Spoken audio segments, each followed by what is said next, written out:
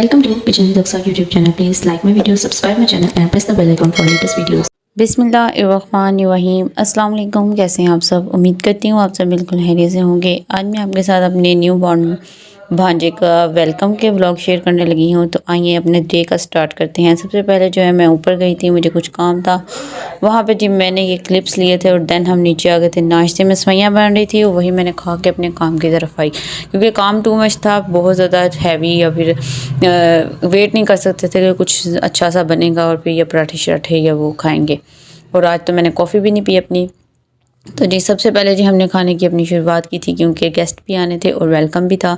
तो हमने सबसे पहले जी खाने की शुरुआत की थी अपने गाजर के हलवे यानी कि मीठा बनाने से। अमूमन जब भी दावत होती है सबसे पहले मीठे का सोचा जाता है, ताकि गर्मियाँ हैं तो उसको फ्रिज में लगा दिया जाए बना के, और सर्दियों में फ्रिज में तो नहीं लगता, लेकिन फिर भी सबसे पहले मीठे का ही सोचा जाता है कि वो बनाया जाए सबसे पहले, ताकि मीठे वाला काम वाइंड अप हो जाए। तो हाँ जी, हम मीठे में बना रहे थे गाजर का हलवा। गाजर का हलवा जो है हमने बनाना था, और उसके लिए सबसे पहले बनाना ज़रूरी था खोया। तो खोया बनाने के बाद जी हमने अपने केक की तरफ आए। अभी तक गाजर का हलवा रेडी नहीं था, सिर्फ खोया ही बना था। और उसके बाद जी हमारा काम था केक बनाने का। टी केक बना रहे थे और मेरी भांजी को इतना पसंद है कि मैं केक को बीट करूँ, तो मैंने सारा कुछ उसी को डाल के दे दिया कि आप अच्छी तरह बीट करो। देन मैंने केक मेकर लिया और उसमें सारा मटीरियल डाल के अब इसको मैं बेक कर लूँगी, विदाउट ओवन बेक करूँगी। तो इसको भी मैंने चूल्हे पे हल्की सी आंच पे रख दिया था, ताकि ये घंटे में बेक हो जाए और इतनी देर में मैं अपने बाकी काम वाइंड अप कर लूँ। वैसे मेरी भांजी 3.5 साल की है, लेकिन ये काम वो बहुत अच्छे तरीके से कर लेती है, और मैंने भी पुरसुकून हो के उसको छोड़ दिया था, कि क्योंकि केक की जितनी भी अच्छी बीटिंग हो वो उतना ही ज़्यादा टेस्टी बनता है। तो मैंने उसको चीज़ें डाल के तो छोड़ दिया था, ताकि वो 10-15 मिनट आराम से लगी रही थी। अच्छी तरह बीट हो गया था, केक मेरा रेडी हो गया है। देन जी हमारा इसके बाद जो अगला काम था बहुत ही इम्पॉर्टेंट, कि डेकोरेशन करनी है, जिसके लिए बलून्स को एयर करना है, बलून्स के अंदर एयर फिल करनी है। और ये कैसे होगी? तो बहरहाल ये मेरी सिस्टर ने बेहतरीन काम सर अंजाम दिया था। उसने बड़ी जल्दी से ही काफ़ी बलून्स उसने एयर भर ली थी उसमें। और जब तक हम बलून्स का काम कर रहे थे, क्योंकि बलून्स भरने के बाद हमने उसकी पेयरिंग करनी थी, उतनी देर में मेरी मामा ने जो गाजरें भी ग्रेट कर ली थी, और हम बैक टू आ गए थे अपने हलवे की तरफ। अच्छा, ये जितनी भी रेसिपीज़ मैं आपके साथ इस ब्लॉग में बताऊँगी कि हमने ये बनाया था, ये मेहमानों को सर्व किया था, उन सब की recipes, quantity, each and everything मैं पिछले व्लॉग में, दावत व्लॉग के नाम से मेरा व्लॉग है, वीडियो के लास्ट में आपको शो हो जाएगा, वो चेक कर सकते हैं। उसमें मैं ईच एंड एवरीथिंग हर चीज़ आपके साथ शेयर कर चुकी हूँ। और ये यहाँ पे जी हम गाजर के हलवे की तैयारी कर रहे थे, क्योंकि गाजर कुक करनी थी। अच्छा, गाजर का हलवा हमने इस पॉइंट पे भी नहीं तैयार किया, खोया बनाने के बाद भी हमने इसको रख दिया, और अब हम इसको गाजर कुक करके इसमें चीनी डाल के, मतलब इसको मीठा करके अभी भी हम छोड़ देंगे, अभी भी हम इसको डन नहीं करेंगे, क्योंकि हमारे काम की तरतीब कुछ ऐसे चल रही थी कि हम हर चीज़ हाफ डन करके रख रहे थे, ताकि जब गेस्ट आएँ उनके सामने गरम गरम सर्व हो जाए। तो गाजर को हमने मतलब चीनी डाल के उनको कुक कर लिया था। उसके बाद शामियों के लिए हमने दाल भिगो दी थी। देन हमने सफाइयाँ की, और यहाँ पे शामियों का मटीरियल भी इतनी देर में रेडी हो गया था। चीज़ें वगैरह उसमें डाल के इसको प्रेशर लगा दिया था। तो अब ये जी मेरी मॉम ने कहा कि चलें जी अब गाजर चेक कर लीजिए। गाजर कुक हो चुकी थी, तो हम इसमें डालेंगे चीनी। चीनी डालने के बाद जी हम इसको फिर स्टे दे देंगे, क्योंकि चीनी को बस मेल्ट करने के अभी भी चूल्हे पे पड़ी हुई थी। अच्छा, इस टाइम पे ये था कि हमारे घर में जितने भी चूल्हे थे वो सब यूज़ हो रहे थे, कोई भी फ्री नहीं था। मेरे जो किचन है उसमें जो एक चूल्हा ही है, तो उसमें से चीज़ पकती थी, और जब उसको घंटे के लिए या थोड़े से टाइम के लिए भी हमने कवर करके मतलब चूल्हे को बंद करना होता था, तो हम अंदर मामा के चूल्हे पे रखते थे, और फिर अगेन मेरे चूल्हे पे कोई और हंडिया आ जाती थी। तो इसी तरह गाजर के हलवे के साथ भी हुआ। तो चीनी डाल के जी हल्की आंच पे करके उसको मामा के चूल्हे पे ट्रांसफ़र कर दिया, और यहाँ पे बाहर जी हम गोश्त बनाने की तैयारी कर रहे हैं। अच्छा, मैं यहाँ से आपके साथ इस क्लिप को देखते हुए मेरी माइंड में एक चीज़ आई।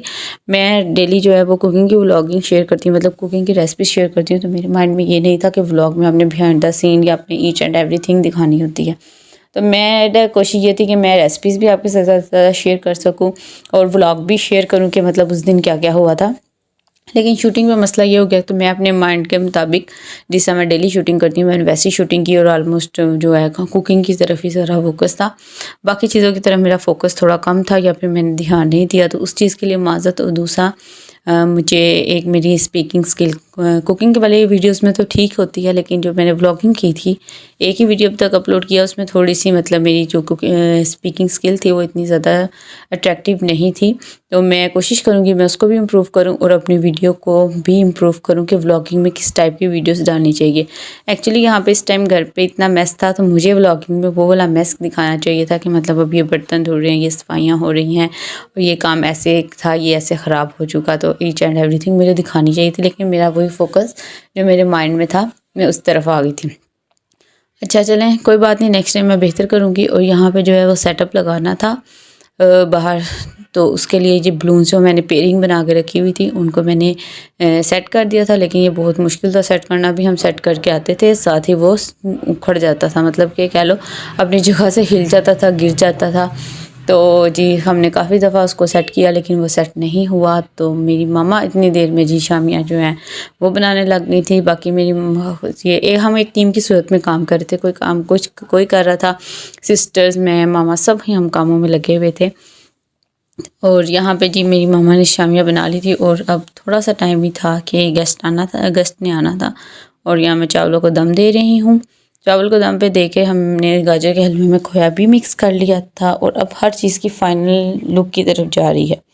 ये था जी चिकन स्टीम रोस्ट और इसको मैंने निकाल के ओवन में रख दिया था कि एंड टाइम पे इसको गर्म करके सर्व करेंगे। फिर उसके साथ एक बड़ी ट्रेजेडी हुई, चलें वो बाद में बताती हूँ। शामियाँ भी फ्राई हो रही थी कि चलो जी गेस्ट आने वाले हैं तो जल्दी जल्दी शामियाँ भी फ्राई कर दें।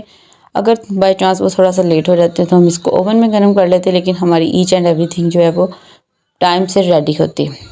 चावल दम पे थे, जो सालन हमारा था वो भी आप फाइनल लुक देख सकते हैं। बस इसमें धनिया की गार्निश होनी है, वो जब हम बाउल में इसको सर्व करेंगे तब इसकी गार्निश कर लेंगे। और यहाँ पे जी बड़ी मुश्किल से इसको हमने स्टिक किया था। स्टिक हमने क्या किया था, बाबा को बुलाया था, उन्होंने ही ये काम किया था। उन्होंने कील वगैरह लगा के तो इसको डोरी के साथ अच्छी तरह कस दिया था ताकि जी ये गिरे ना। और ये जी हमारे बेबी का नाम है ज़ियान अहद। अच्छा माशाल्लाह से 1 वीक का हो गया है, आज उसके बाल भी उतरेंगे और उसका वेलकम भी होगा, उसके ददियाल वाले भी आ रहे हैं। और ये फ़ाइनल लुक हर डिश की, गाजर का हलवा, ये हमारी थी पुलाव।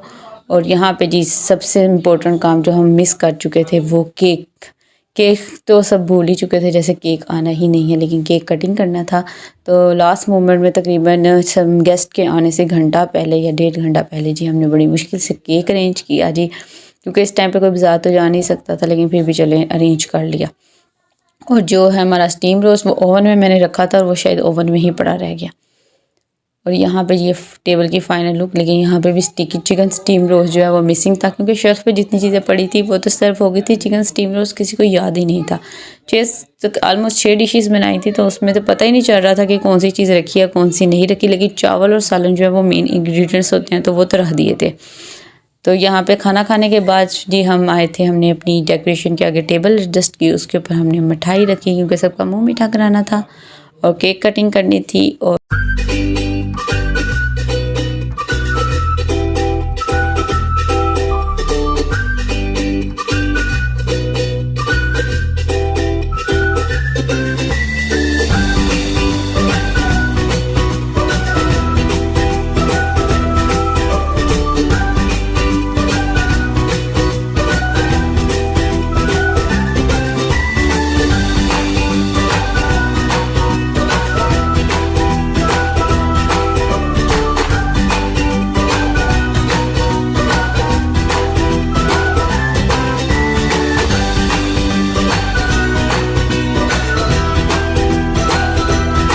केक वगैरह कटिंग हो गया था, गेस्ट वगैरह सारे चले गए थे। उसके बाद जी घर के थोड़े से काम थे, उनको वाइंड अप किया और फिर बारी थी स्वीट डिस्ट्रीब्यूट करने के लिए। उसके लिए ये मैं बना रही हूँ बॉक्सेस जो हमने अपनी गली में और अपने नेबर्स में डिस्ट्रीब्यूट करने थे। उसके बाद जी सारा कुछ वाइंड अप होने के बाद जी टाइम था रेस्ट का, वीडियो एडिट करने का। और जी यहाँ पे मैं अपना ब्लॉग को एंड करती हूँ। होप सो आपको मेरा ब्लॉग अच्छा लगा होगा, वीडियो अच्छी लगी तो लाइक करिएगा, चैनल को सब्सक्राइब करें और अपने फ्रेंड्स के साथ लाजमी शेयर करें। Thanks for watching.